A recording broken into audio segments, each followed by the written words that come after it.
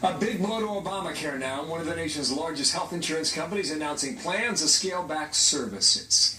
Aetna says it will reduce its marketplace participation from 15 states currently to just 4 next year. Melissa Francis, co-host of After the Bell on Fox Business Network, here to take us through this, and good morning to you. You're like the Obamacare expert around here. That's a big blow. It was very logical. I mean, they say, their CEO said, I'm a strong supporter of the exchanges. We regret having to make this decision. They lost $200 million in the quarter. They were looking at losing $300 million in the next quarter.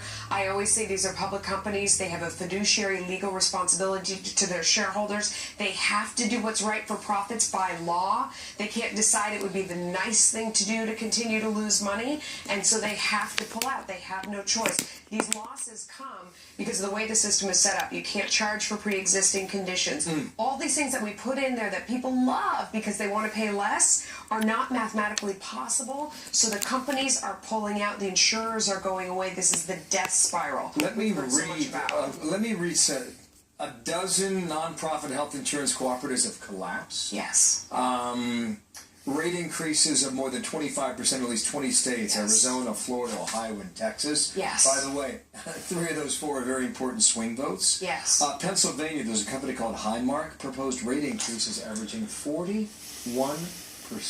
Not to make a profit, but to pay for the sick people who have joined, who are thrilled, who have insurance, and, you know, it's great for them. They didn't have insurance, they have it now. The healthy people signed up, their rates went through the roof, they're not using it, and they're saying, you know what, it's cheaper for me to risk getting that penalty than to buy expensive insurance I'm not using.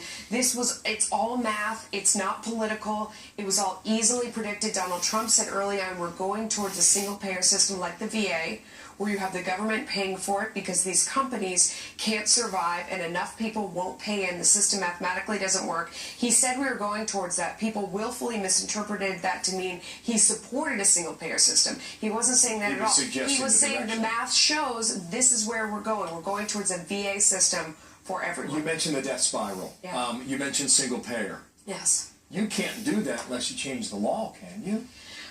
There's going to be no other way, because you get down to there's one insurance company in the exchange, then there's none, rates go up too high, the whole thing is falling apart. You either dismantle it or you go to a system like the VA. If you do that, again, rich people are going to opt out. They're going to get the best service. They're going to pay out of pocket and they're going to get great service, and the people that are in the system are going to get what comes from the government, which is terrible care. You know, I mean, it's going to be, look at what's happening with the VA. I wish all this weren't true. I mean, it would be so nice if we could just have health care for everybody and it was a human right. The problem is someone has to pay for it, like everything else in this country. Do you think then if dismantling the program is possible?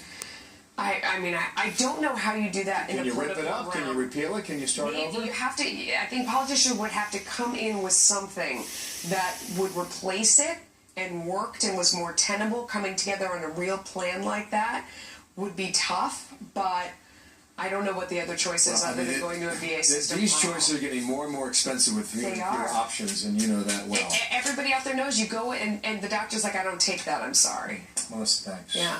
Sorry. Sorry. Money. Not your fault. Yeah.